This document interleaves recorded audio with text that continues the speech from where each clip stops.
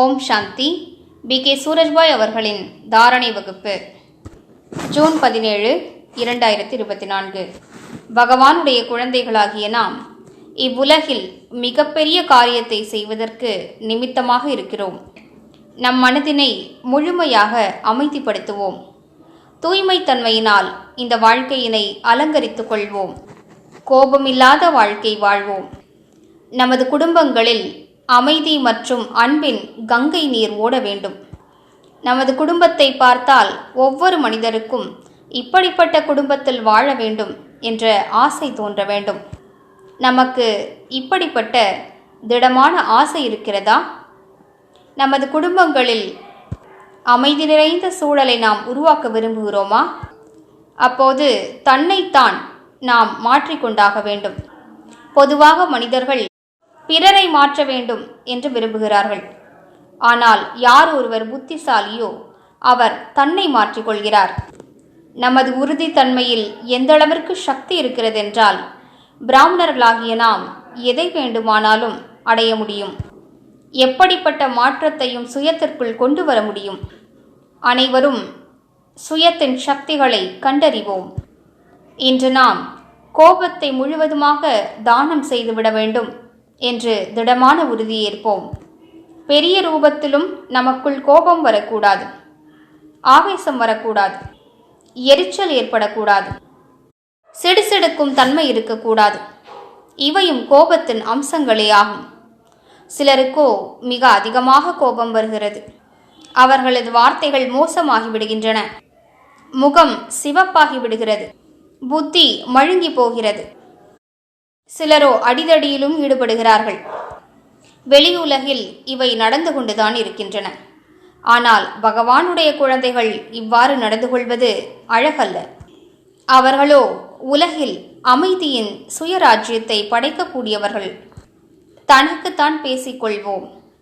என்னை பாபா தனது துணைவராக ஆக்கியிருக்கிறார்.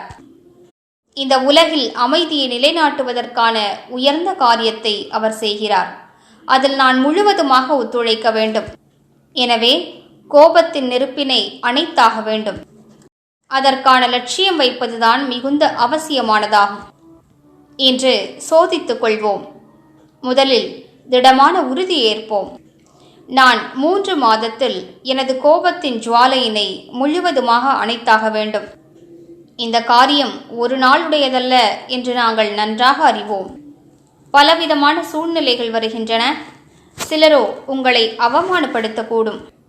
சிலர் உங்கள் மீது கையோங்கக்கூடும். சிலர் உங்களை கடுமையான வார்த்தைகளால் ஏசக்கூடும். அவ்வாறு மீண்டும் மீண்டும் பேசும்போது சகிப்புத்தன்மை பொதுவாக உடைந்து விடுகிறது. அதற்கும் ஒரு எல்லையை வரையறுத்திருக்கிறோம். அதனால் கோபம் வந்து விடுகிறது. ஆனால் சிந்தித்து பார்க்க வேண்டும்.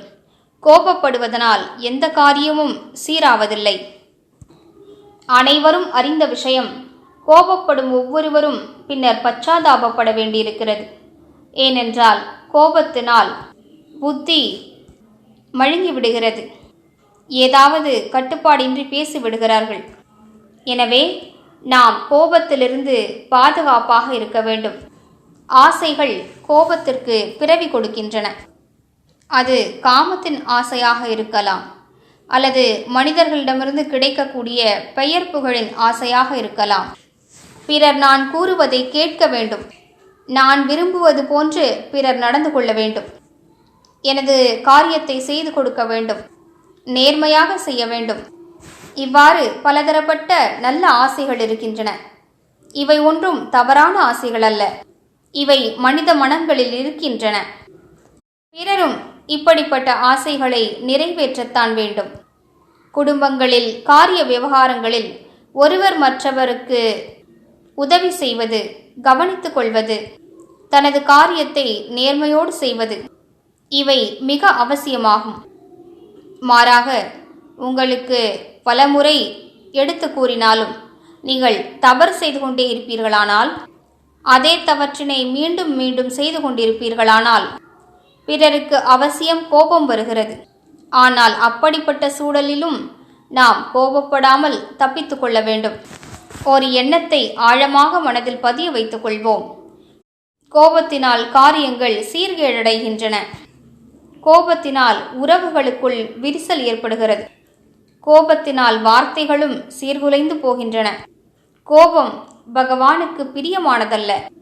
கோபம் என்பது அக்னியை போன்று மனிதர்களை எரிக்கக்கூடியதாகும்.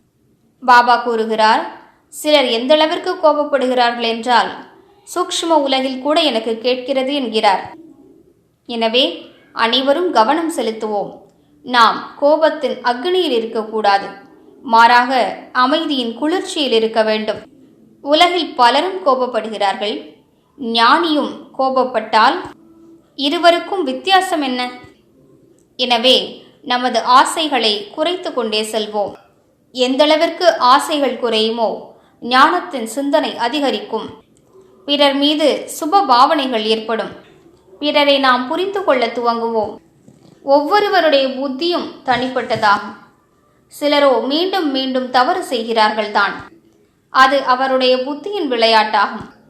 மீண்டும் மீண்டும் புரிய வைத்தாலும் அவர் சரியாக வேலை செய்வதில்லை. அது அவரது புத்தியின் பலவீனம். அவருக்கு சரியாக கற்றுக் கொடுக்க வேண்டும். திட்டுவதற்கு பதிலாக, கடுமையாக பேசுவதற்கு பதிலாக அன்பினால் தூண்டுதல்களை கொடுத்தபடி பிறருக்கு நாம் நல்ல விஷயங்களை கற்றுக் கொடுப்போம்.